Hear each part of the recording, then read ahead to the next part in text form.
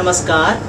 बृहन्मुंबई महानगरपालिका शिक्षण विभाग अंतर्गत व्हर्च्युअल क्लासमध्ये तुम्हा विद्यार्थ्यांचे हार्दिक स्वागत. मी प्राची लोबे आज तुम्हाला इयत्ता 10वी गणित मधील एक महत्त्वाचा पाठ शिकवणार आहे. चला तर पाठाला सुरुवात करूया.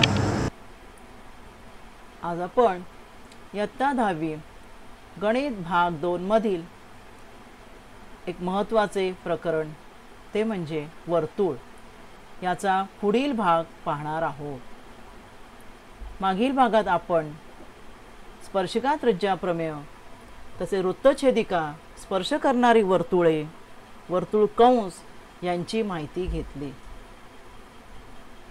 पाहूया पुढील भाग. या भागात आपण अंतर्लिखित कोन म्हणजे काय ते पाहणार आहोत.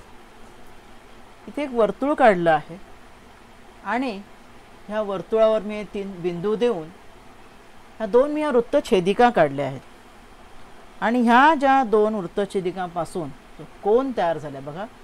कोन ADB हा जो कोन आहे त्या कोनाच्या भुजा ज्या आहेत त्या वर्तुळाला छेदत आहेत आणि त्या दोन्ही भुजा DA आणि DB या वर्तुळाला A आणि B ह्या 2 बिंदू छेदत आहेत आणि अशा ह्या कोनाला वर्तुळात झालेला आंतरलिखित कोन असे म्हणतात. म्हणजे ह्या वर्तुळाचे 2 कंस दिसत आहेत तुम्हाला. हे वर्तुळाचे हे जे 2 कंस आहेत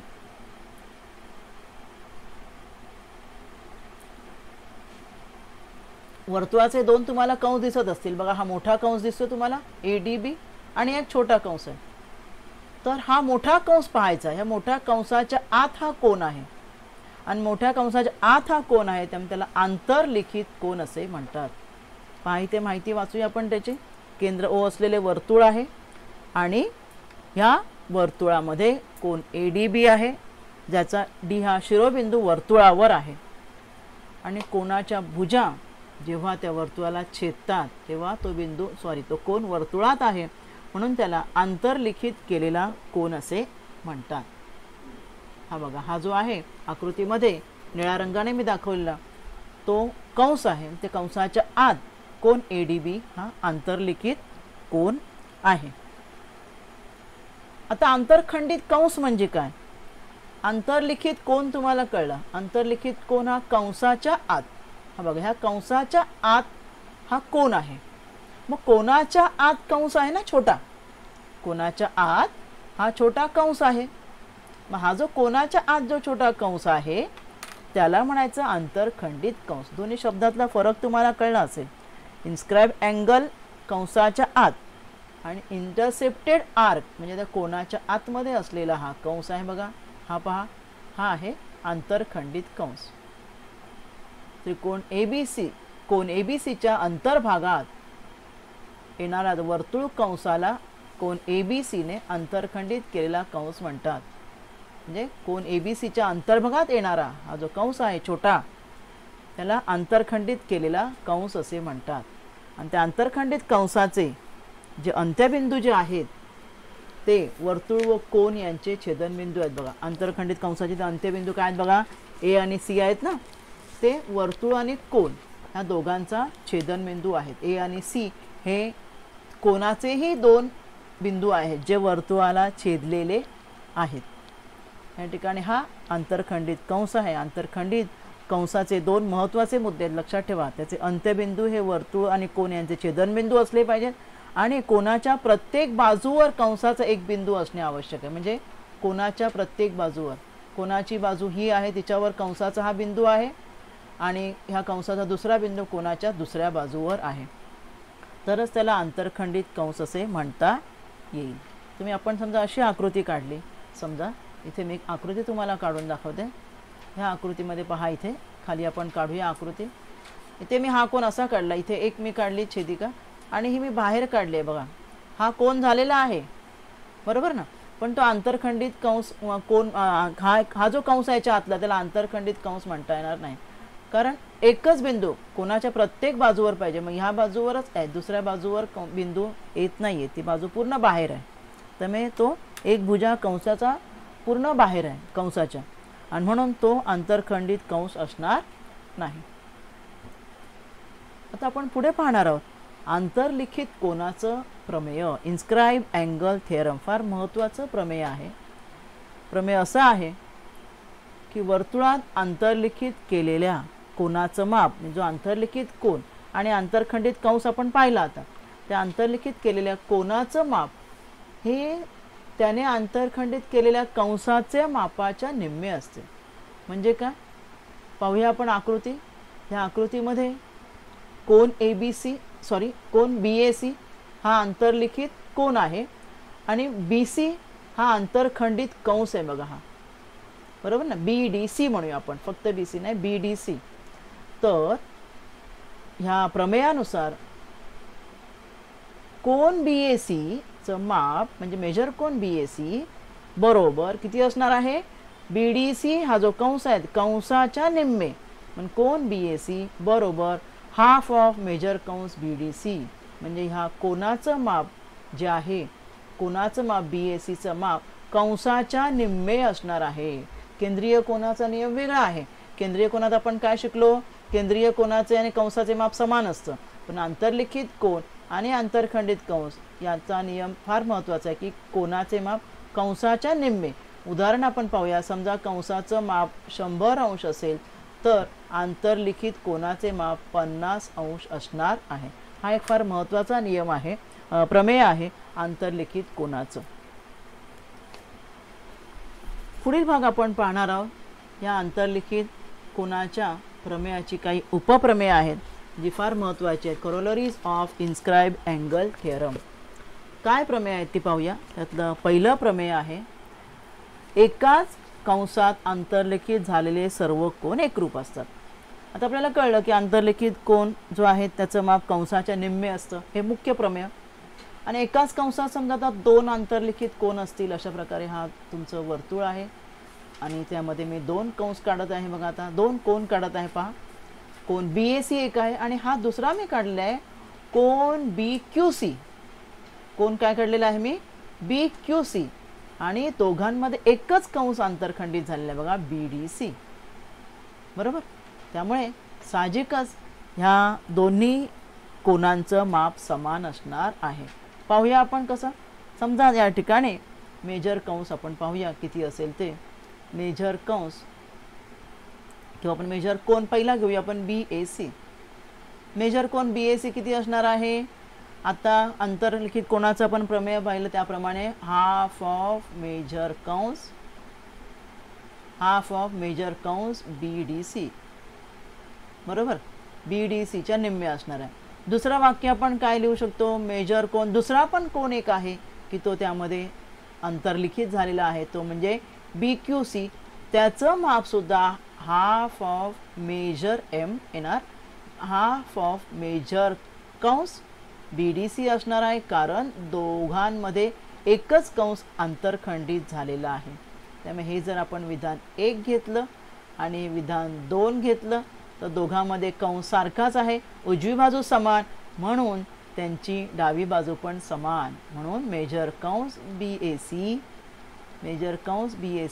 आणि मेजर कोन BAC व मेजर कोन BQC समान मापाचे असणार आहेत. आणि कोन समान मापाचे म्हणजेच काय, हे मेजर म्हणजे माप, म्हणजेच काय, कोन BAC व कोन BQC दोन्ही एकरूप असणार आहेत. माप समान म्हणजेच कोन सुद्धा एकरूप. हे पहिलं उपप्रमेय अंतर्लिखित कोनाचं. पाहूया दुसरा उपप्रमेय अंतर्लिखित कोनाचं. दुसरा उपप्रमेय असं आहे की अर्धवर्तुळात अंतर्लिखित केलेला कोन. आता अर्धवर्तुळ तुम्हाला माहीतच आहे.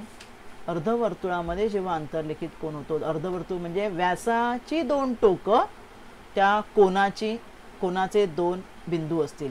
कोनाचे जे 2 बिंदू असतात अंत्यबिंदू की जे त्या वर्तुळाला जे छेदणारे बिंदू आपण म्हणू, ते व्यासाची 2 टोकं आहेत. आणि त्यामुळे त्यामध्ये झालेला जो कोन आहे हा कोन काटकोन असणार आहे. हे एक दुसरा उपप्रमेय आहे. पाहूया आपण प्रमेय कसं आपण ते सिद्ध करू शकतो. इथे आपण पाहूया मेजर कोन BAC. आपल्याला माहिती आहे मेजर कोन BAC हा कसा असणार आहे, हाफ ऑफ मेजर कंस आता त्याच्यामध्ये आंतरखंडित झालेला कंस, या कोनामध्ये आंतरखंडित झालेला हा कंस आहे बघा, BDC बरोबर. मेजर कंस BDC म्हणजे कोनाचं माप, कारण तो आंतरलिखित कोन आहे पण त्याचं माप कंसापेक्षा निम्मे असणार आहे. परंतु मेजर कंस जो आहे किंवा कंस BDC अर्धवर्तुळ आहे बरोबर, अर्धवर्तुळ आहे, त्यामुळे BDCचं माप किती असणार आहे, अर्धवर्तुळाचं माप किती असतं 180 अंश. म्हणून मेजर कोन BACचं माप किती असणार आहे, हाफ ऑफ कंस BDCचं माप आहे 180, त्यामुळे आपण इथे 180 ने गुणू, भाग दिल्यावर 92 18 0, म्हणून मेजर कोन BAC किती आलं बघा 90 अंश आलाय. म्हणजे अर्धवर्तुळामध्ये जेव्हा कोन असतो तेव्हा त्याचं माप 90 अंश असतं. हे आपण अंतर्लिखित कोनाचं उपप्रमेय पाहिलेलं आहे. पुढे आपण पाहणार आहोत पुढचा महत्त्वाचा भाग चक्रीय चौकोन.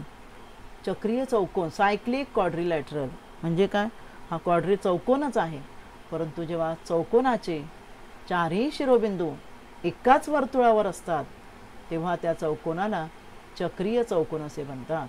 मग या वर्तुळावर मी 4 बिंदू दिले आहेत ABCD, आणि त्यामध्ये तुम्हाला मी हे 4 जीवा दिलेले आहेत, आणि ह्या 4 जीवांपासून एक चौकोन तयार झाला आहे ज्याचे चारही शिरोबिंदू वर्तुळावरील बिंदू आहे. त्यामुळे चक्रीय चौकोनाची हे जो नियम जो आहे तो हा जो दिलेला चौकोन आहे हा चक्रीय चौकोन आहे. चारही शिरोबिंदू एकाच वर्तुळावर असतील तर चक्रीय चौकोन म्हणतात. आता त्याचा एक नियम म्हणजे प्रमेय आहे चक्रीय चौकोनाचं, ते पाहूया आपण. थेरम ऑफ सायक्लिक क्वाड्रिलॅटरल असं आहे की चक्रीय चौकोनाचे सम्मुख कोन परस्परांचे पूरक कोन असतात. पुन्हा आपण आकृती पाहूया. चक्रीय चौकोनाचे सम्मुख कोन, हा आहे चक्रीय चौकोन. सम्मुख कोन म्हणजेच काय, समोरासमोरील कोन म्हणजे कोन B आणि कोन D यांची बेरीज 180 असेल, आणि कोन A आणि कोन C यांची बेरीज 180 असेल. आता ही सिद्धता आपण पूर्ण करूया. तुम्हाला कृती पूर्ण करा अशा प्रकारचे प्रश्न येतात, त्याच प्रकारे ही आपण कृती पूर्ण करूया. हे प्रमेय त्याद्वारे आपण सिद्ध करणार आहोत. पक्ष काय की दिलेला भाग, पक्ष म्हणजे दिलेला भाग असा आहे की चौकोन टिंब हा चक्री चौकोन. कोणता आहे तो चौकोन, ABCD क्रमाने बिंदू लिहायचे, हा चक्रीय चौकोन आहे. आणि आपल्याला सिद्ध काय करायचं आहे, B अधिक D, B म्हणजे कोणता, कोन B हा आणि कोन D हे परस्परांचे पूरक म्हणजे किती असणार, पूरक म्हणजे त्यांची बेरीज 180 अंश आली पाहिजे. तसेच काय, हा कोन डबल आपण साइन करूया, कोन A आणि कोन C, इथे मी डबल चिन्ह करते, ह्या दोघांची बेरीज म्हणजे कोन A व कोन C यांची बेरीज 180 अंश असणार आहे. हे आपण इथे पक्ष आणि साध्य पूर्ण केलं. आता सिद्धता आपण पूर्ण करूया. कोन ADC म्हणजे हा आंतरलिखित कोन आहे बरोबर, आणि त्याने आंतरखंडित केलेला कंस आहे ABC बरोबर, हा मोठा कंस. त्यामुळे ह्या ADCचा माप असणार ह्या कंसाच्या निम्मे बरोबर. पण आपण इथे काय लिहिणार आहोत, पण कोन ADC बरोबर हाफ बाहेर लिहिलेलंच आहे, हाफ मेजर कंस कुठला ABC बरोबर. तसेच दुसरा पण आहे, दुसरा कंस पण आहे, त्याने ADC हा कंस आंतरलिखित कोण तो कोण आहे ABC. तसेच कोन ABC उलट बाजूचा जो आहे ना तो हा या बाजूचा कोन, म्हणजे आपण ह्या दोघांबद्दल बोलत आहोत ना. प्रथम आपण ह्या दोघांबद्दल बोलत आहोत. आपण C बद्दल लिहिलं तर कोन ABC याने आंतरखंडित केलेला कंस कुठला आहे, हा इकडचा ADC. त्यामुळे त्याचं आपण वाक्य लिहूया. हे असं प्रमेय आहे, ही आकृती आहे, आणि आपण ह्या आकृतीची सिद्धता पाहत आहोत किंवा या प्रमेयाची सिद्धता पाहत आहोत. मग इथे काय येणार आहे, आपण जे ह्या दुसऱ्या कोनाबद्दल आपण लिहिले ह्या 2 कोनांबद्दल आपण बोलत आहोत. त्यामुळे हा आणि हा ADCच्या निम्मा कुठला, कोन ABC. तर मी इथे येणार आहे कोन ABC हा ADCच्या निम्मा आहे. मग आता आपण काय करूया, ह्या दोघांची बेरीज करूया. ADC इकडचा ह्या बाजूचा आणि दुसरा कोन ABC त्याच्या समोरचा, ह्या दोघांची बेरीज म्हणजे त्यांच्या कंसांची बेरीज.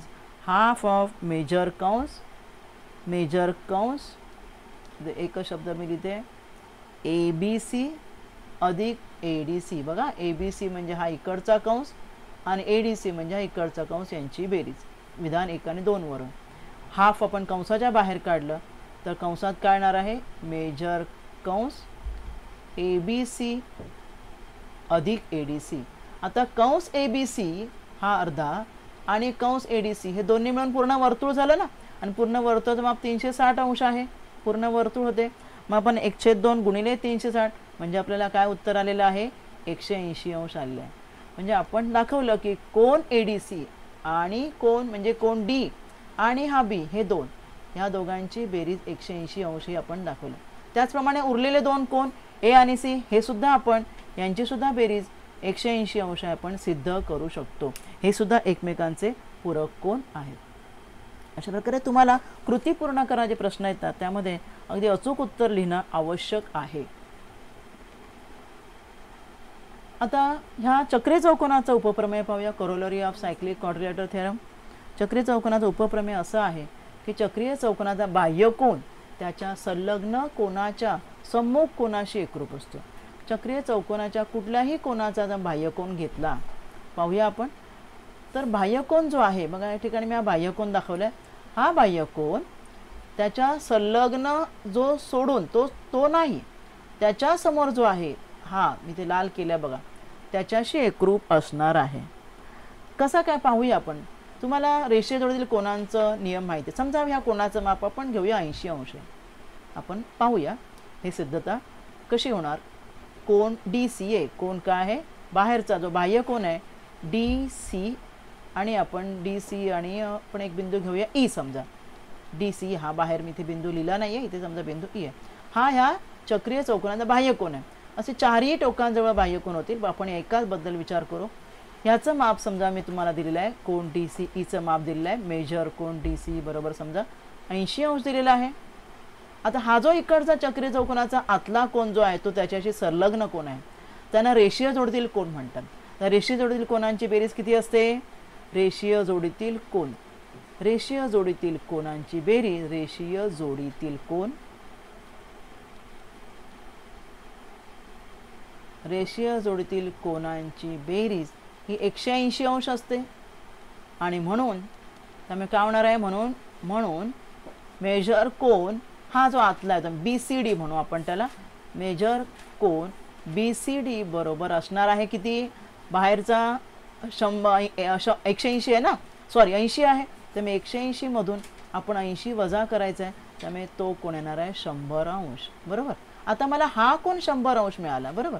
हा कंस मला 100 अंश मिळाला. आता आपण चक्रीय चौकोनाचा नियम पाहिला की समोरासमोरील कोन सम्मुख कोन पूरक असतात.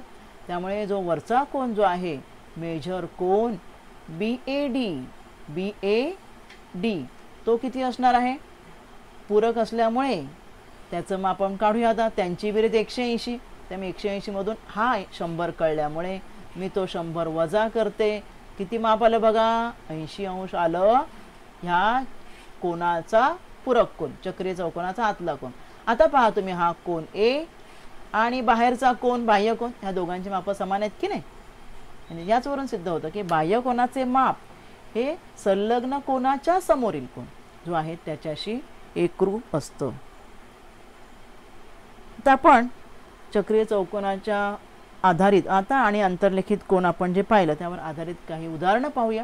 हे पहिलं पुस्तकातलं सोडवलेलं उदाहरण पाहूया आपण की उदाहरण दिलेलं आहे की जीवा LM आणि जीवा LN दोन जीवा आहेत ह्या एकरूप जीवा आहेत. कोन L 35 आहे तर मेजर कंस MN किती व LN किती. म्हणजे MN हा जो कंस आहे जो खालचा तो विचारला आहे आणि कंस LN म्हणजे हा कंस विचारला आहे. पहिलं बघा कोन L बरोबर हाफ ऑफ कंस MN बरोबर. अंतर्लिखित कोन आहे त्याच्या आतील आंतरखंडित कंस आहे MN आणि त्यामुळे त्याचं माप किती असणार आहे कोनाचं माप L 35 आहे त्यामुळे कंसाचं माप MNचं माप असणार आहे 70. एक उत्तर आपल्याला मिळालं. दुसरा भाग काय तर कंस MLN पूर्ण MLN तर आता काढूया आपण. आपल्याला कंस LN विचारलाय बरोबर. LN म्हणजे हा विचारलाय तर पूर्ण MLN आपण कंस काढू शकतो. पूर्ण वर्तुळाचं माप 360 आहे, त्यामुळे आपला हा जो कळलेला आहे तो आपण वजा करूया त्यातून. इथे बघा वजा केलं त्यामुळे 290 आलाय. हा कोण किती आलाय? पूर्ण MLN हा मोठा जो आहे, म्हणजे हा तुकडा सोडून, हा जो तुकडा आहे तो सोडून उरलेला आपल्याला 290. आता आपण एक शिकलो अजून, एकरूप जीवाची संगत असलेले कंस एकरूप असतात, त्यामुळे ह्या दोन जीवा एकरूप असल्यामुळे दोन्ही कंस हे एकरूप असणार आहेत. बरोबर. आता त्यांचे दोन समान भाग झाले याचा अर्थ मग एकूण त्याचं माप 290 आहे. पहा इथे एकूण आता आपण कळलं ना, त्याचं पूर्ण माप 290 आहे. त्यामुळे LM आणि LN हे दोन्ही कंस समान असणार आहेत आणि त्यांची बेरीज आहे 290. कंसांची बेरीज, आपण बेरजेचा नियम पाहिला आणि म्हणून आपण काय करणार आहोत? आता 290ला 2ने भागणार आहोत. पहा तेच उदाहरण मी पुढे कंटिन्यू केलं आहे. 290ला मी काय केलं बघा, दोघांची समान मापं काढण्यासाठी या दोघांची मला बेरीज माहीत आहे. पूर्ण मला किती मला माहीत आहे, 290 आहे आणि म्हणून मी 290ला 2ने भागलं, कारण दोन्ही जीवा एकरूप असल्यामुळे 145 अंश मला उत्तर आलेलं आहे. हां, 145 अंश 2M आलं आणि त्यामुळे मेजर कोन M किती असणार आहे? 145 भागिले 2. 145 भागिले 2 हे त्याचं उत्तर येणार आहे, कोन M. म्हणजे आपण काय करू शकतो? आपल्याला उत्तर आलेलं आहे म्हणजे आपल्याला हे उत्तर आलेलं आहे. हा दुसरा भाग दिलेला आहे, म्हणजे दुसऱ्या प्रकारे आपण कसं काढू शकतो? उत्तर आपल्याला ह्या कोणाचं आलेलं आहे 145 अंश. दुसरा भाग असा दाखवला मी. दुसरा तुम्ही कशा प्रकारे करू शकता? तर जीवा LM आणि MN ह्या दोन्ही एकरूप आहेत. हा समभुज त्रिकोण आहे, बरोबर ना, समद्विभुज सॉरी, हे दोन्ही करून म्हणजे आपण दुसरा पर्याय सुद्धा वापरू शकतो. त्रिकोणा 3 कोणांची बेरीज 180 अंश असते. मग हा कोण 35 आहे, मग उरलेले दोन किती असतील? 180 मधून 35 मी वजा केले 145, बरोबर.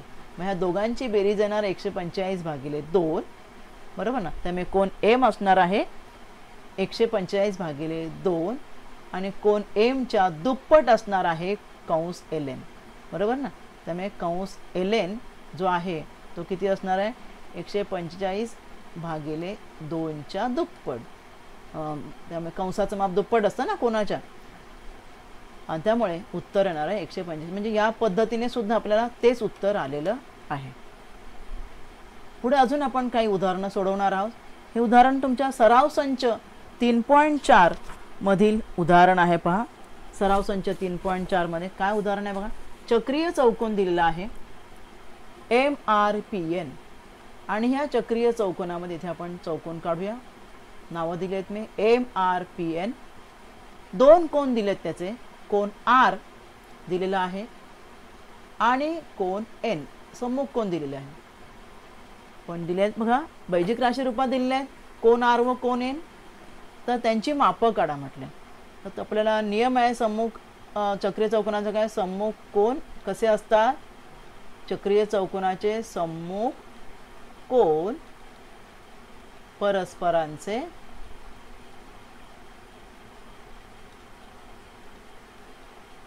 सम्मुख कोन परस्परांचे पूरक कोन असतात.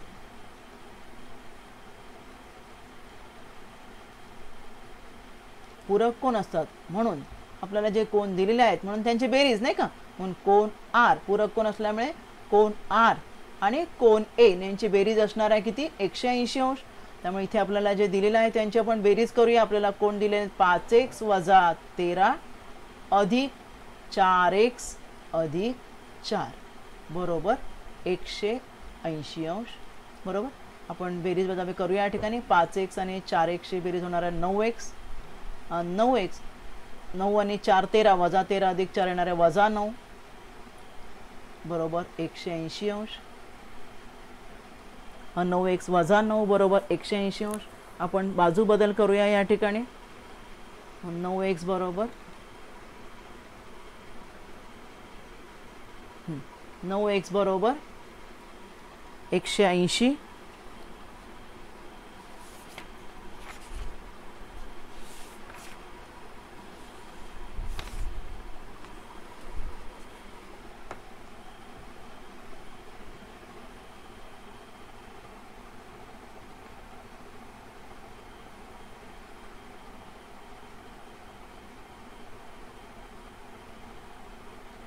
हां वजा 9ची आपण इथे बाजू बदलणार आहोत, 180 अधिक 9, बरोबर. मग 180 अधिक 9 म्हणजे किती येणार पाहूया आपण. 9x बरोबर 189. भाग देऊया इथे आपण. भाग दिला x बरोबर 189ला आपण 9ने भागल्यावर 9 दुने 18, 9 एके 9. आता ते आपल्याला x बरोबर 21 आलेलं आहे, म्हणून आपण कोन काढूया. म्हणून कोन r बरोबर 5x वजा 13 बरोबर 5 गुणिले x ची किंमत 21 आलेली आहे, वजा 13 म्हणजे 21 म्हणजे 21 5 5 दर्शे 105 वजा 13. वजाबाकी करूया. किती येणार. 5तून 3 गेले 2 राहिले आणि 10तून 1 गेला 9 राहिला, 92 अंश आलेला आहे. त्याचप्रमाणे कोन n काढूया आपण आता. कोन n आहे 4x अधिक 4 गुणिले x ची किंमत आहे 21 अधिक 4, 21 चोक 84 अधिक 4 बरोबर 84 आणि 4 किती येणार आहे 88 अंश येणार आहे. अशा प्रकारे इथे आपण हे दोन्ही r व n यांची मापं काढलेली आहेत. ह्याच तुमच्या सराव संचामधील पुढचं एक उदाहरण आपण पाहणार आहोत. त्या उदाहरणामध्ये कोन जो दिलेला आहे त्या आकृतीमध्ये कंस ns दिलेला आहे 125 अंश. दोन म्हणजे जो आहे अंतर्लिखित कोन जो आहे त्याने दोन कंस आंतरखंडित केलेले आहेत. एक छोटा ns आणि एक ef आहे बघा. तर ns चं माप दिले 125 आणि ef चं माप दिले आहे 37 अंश. तर कोन nms चे माप काढा. तर हा एक नियम आहे की जेव्हा अशा प्रकारे आंतरलिखित कोन दोन कंस आंतरखंडित करतो आणि त्याचा छेदनबिंदू ते वर्तुळाच्या बाह्य भागात जात असेल किंवा त्याचा शिरोबिंदू कोनाचा, तर त्या रेषांमधील कोनाचे माप हे त्या कोनाने आंतरखंडित केलेल्या कंसांच्या मापाच्या फरकाच्या निम्मे असणार. कोनाचे माप हे कंसाच्या निम्मेच असणार, परंतु इथे दोन कंस असल्यामुळे त्याचं माप फरकाच्या निम्मे. त्यामुळे कोन nms बरोबर काय असणार आहे हाफ ऑफ मेजर कंस, दोघांचा फरक काढायचा. मोठा कंस मेजर कंस ns वजा मेजर कंस ef ह्या दोघांची वजाबाकी करावी लागणार आहे आपल्याला. त्यामुळे हाफ इंटू मेजर कंस ns आहे 125 आणि ef आहे 37, त्यांची वजाबाकी करायची. हाफ इंटू वजाबाकी त्यांची येण्याने 15तून 7 गेले 8 राहिले, 12तून 4 गेले 8 राहिले 88. 2 ने भाग दिला, बेचोक 8 बेचोक 8 44 आपल्याला म्हणजेच कोन nms चं आपल्याला माप आलेलं आहे 44 डिग्री. हा एक महत्त्वाचा नियम लक्षात ठेवायचा. जेव्हा बाह्य बाजूला असेल शिरोबिंदू तर कंसांची वजाबाकी करून निम्मे करायचं आहे. आता जे मगाशी आपण जे पर्याययुक्त प्रश्न पाहिले होते त्यातलीच काही उदाहरणं आपण पाहूया. इथे एका वर्तुळाच्या केंद्रापासून 12.5 सेंटीमीटर अंतरावर 12.5 अंतरावर एका बिंदूतून काढलेल्या स्पर्शिका खंडाची लांबी 12 सेंटीमीटर आहे आणि तर त्या वर्तुळाचा व्यास किती असेल काढायचा आपल्याला.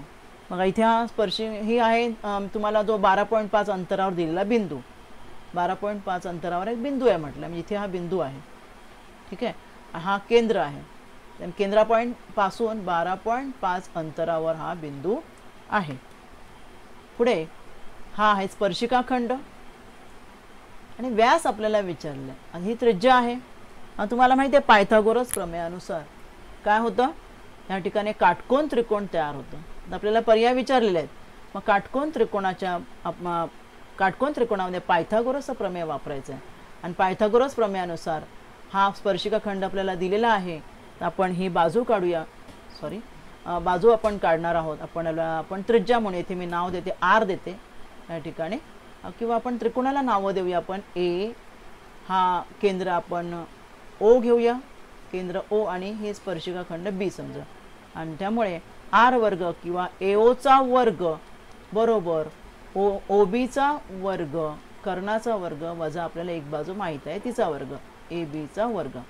तर OB चा वर्ग म्हणजे 12.5 चा वर्ग तुम्हाला करायचा आहे वजा AB चा वर्ग म्हणजे 12चा वर्ग. तर 12.5चा वर्ग करायचा आहे तुम्हाला. 5चा वर्ग 25 आणि 12 आणि 12च्या पुढची संख्या 13 यांचा गुणाकार 156. तर 156.25 आणि 12चा वर्ग आहे 144. वजाबाकी यांची येते वजाबाकी करा. वजाबाकी येते 12.25. आता 12.25 कोणाचा वर्ग आहे? AO बरोबर 25. तुम्हाला माहिती आहे वर्ग काढण्याचा जो नियम आहे त्या नियमात 25 ही संख्या आहे म्हणजे त्याचा वर्ग संख्येचे एकक स्थानी 5 असणार आहे. 12 म्हणजे एक संख्या आणि तिच्या पुढील संख्या 3 आणि 4 यांचा गुणाकार 12 आहे. त्यामुळे 3 चौक 12. 3.5 आलं AO. AO म्हणजे काय आली आपल्याला? त्रिज्या आलेली आहे, बरोबर ना. म्हणून आपल्याला विचारला व्यास, त्यामुळे व्यास काय असणार आहे? व्यास बरोबर 3.5 गुणिले 2 बरोबर 7. त्यामुळे आपलं ह्या ठिकाणी उत्तर काय आहे? मग ही पर्याय वजा जे आहेत ते मला सोडवल्याशिवाय उत्तर तुम्हाला कळणार नाही. त्यामुळे ते पर्याय आहे C. पुढे तुम्हाला उदाहरण दिलं. एकमेकांना बाहेरून स्पर्श करणारी 2 वर्तुळ आहेत, तर त्यांना सामायिक स्पर्शिका किती काढता येतील? अगदी सोपा प्रश्न आहे. बघा 2 वर्तुळांमध्ये सामायिक पाहिजे म्हणजे एक ही स्पर्शिका येईल, सॉरी मी अशी येणार ही स्पर्शिका, ही एक स्पर्शिका येईल, ही दुसरी स्पर्शिका येईल आणि ही मधून जाणारी ही एक तिसरी स्पर्शिका येईल. हे माऊसच्या क्लिकमुळे व्यवस्थित येणार नाहीये. म्हणजे एकूण किती स्पर्शिका येतील? 3 स्पर्शिका येतील. त्यामुळे तुमचा उत्तर आहे पर्याय क्रमांक 3. पुढे एक प्रश्न आहे पहा की केंद्र O असलेल्या हा वर्तुळाने कंस ACB आकृती मी काढले. हा एक कोन अंतर्लिखित केलेला आहे. मेजर कोन ACB, इथे मी तुम्हाला नावं दिलेत बघा AC आणि B. तो 65 आहे. तर कंस ACB किती? हे पर्याय दिले. आता कोन ACB आपल्याला माहिती आहे. कोन ACB दिलेला किती आहे? 65 अंश दिलेला आहे, बरोबर. त्यामुळे आपण कंस, हा जो कंस आहे त्याचं माप आपण काढूया. हा जो छोटा कंस आहे त्याचं माप काढूया. त्यामुळे मेजर कंस आपण थोडक्यात सोडूया कारण हे पर्याय वजा प्रश्न आहेत. मेजर कंस AB छोटा, त्याचं किती असणार आहे माप? कोनाच्या दुप्पट 65 गुणिले 2, बरोबर ना. 65 गुणिले 2 म्हणजे किती येणार आहे? 2×5=01 बेसक 12 ने 13 130 अंश. ठीक आहे. मग आता हा 130 आपल्याला विचारलंय काय? मेजर कंस ACB मोठा विचारलाय म्हणून मेजर कंस ACB बरोबर पूर्ण वर्तुळाचं माप 360 असतं. त्यामुळे 360 वजा 130 बरोबर वजाबाकी करूया 0. 6तून 3 गेले 3, 3 गेले 230 अंश. त्यामुळे तुमचा पर्याय काय आहे? म्हणून तुमचा पर्याय आहे पर्याय बरोबर 230 अंश. पुन्हा बाळांनो लक्षात ठेवा पर्याय वजा प्रश्न तुम्हाला रफमध्ये सोडवून त्यांचं उत्तर फक्त लिहायचं आहे. हा एक प्रश्न आहे. सिद्धता दिलेली आहे. संकीर्णमधला प्रश्न 17वा आहे आणि रिकाम्या जागा तुम्हाला भरायच्या आहेत. शेजारी दिलेल्या आकृतीमध्ये 2 जीवा आहेत EF आणि GH. ह्या जीवा परस्परांना समांतर आहेत आणि समांतर आहे म्हटलंय आणि जीवा EG एकरूप जीवा FH. म्हणजे ह्या ज्या 2 जीवा आहेत EG आणि FH ह्या एकरूप आहेत. तर पुढील सिद्धतेत रिकाम्या जागा भरा. अशा प्रकारचे प्रश्न सुद्धा तुम्हाला येतात. आपण पाहूया, सोडवूया हा प्रश्न. सिद्धता तुम्हाला फक्त पूर्ण करायची आणि तुम्हाला त्या ठिकाणी जी रचना सांगितली तुम्हाला करायची. GF काढा. बघा या ठिकाणी GF काढून दिली. GF काढल्यामुळे या ठिकाणी 2 त्रिकोण तयार झाले, बरोबर ना. EFG आणि GFH. आणि तुम्हाला दिसतंय की हे 2 समांतर आहेत EF आणि GH. त्यामुळे इथे तुम्हाला वितक्रम कोणांचा नियम माहीत असेल की Z ज्या ठिकाणी होतो त्या ठिकाणी होणारे आंतरवितक्रम कोण एकरूप असतात. त्यामुळे कोण EFH शी एकरूप असणार FGH. कारण लिहायचं इथे. काय कारण? कारण हे वितक्रम कोण आहेत. वितक्रम कोण काय आहेत? वितक्रम कोण. हे तुमचं पहिलं विधान. त्यानंतर कोण EFGचं माप. कोण EFGचं माप अंतर्लिखित कोणाप्रमाणे काय असणार आहे? EFGचं माप हे कोणा असणार आहे? ह्या कंसाच्या निम्मे, बरोबर असणार आहे. हाफ ऑफ मेजर कंस, मी फक्त क लिहिते EGच्या निम्मे असणार आहे. तसं FGचे माप FGH याचं माप असणार आहे ह्याच्या निम्मे FHच्या. हाफ कंस FH याच्या निम्मे असणार आहे. तर ही गाडी येणार आहे FH. बरोबर. आता मेजर कंस EG आणि दुसरा कुठला, ह्या 1 2 3 ह्या प्रमेयावरून, ह्या तिन्ही विधानावरून आपल्याला काय कळलं, कंस EG आणि दुसरा कुठला कंस मेजर कंस, इथे मी लिहिते मेजर कंस FH, हे दोन्ही समान असणार आहेत. का? कारण इथे आपण म्हटलं EFG आणि FG समान म्हटलं आपण हे दोघं.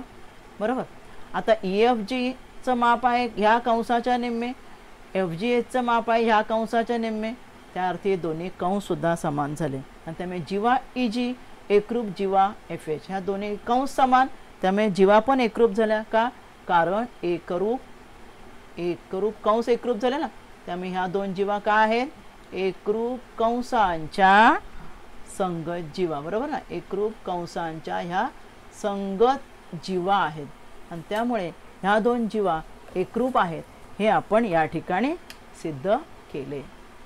अशा प्रकारे ह्या भागात आपण अंतर्लिखित कोनाचं प्रमेय, आंतरखंडित कंस म्हणजे काय हे पाहिलेलं आहे व चक्रीय चौकोनाची माहिती घेतलेली आहे. धन्यवाद. आज आपण या भागात इथेच थांबूया.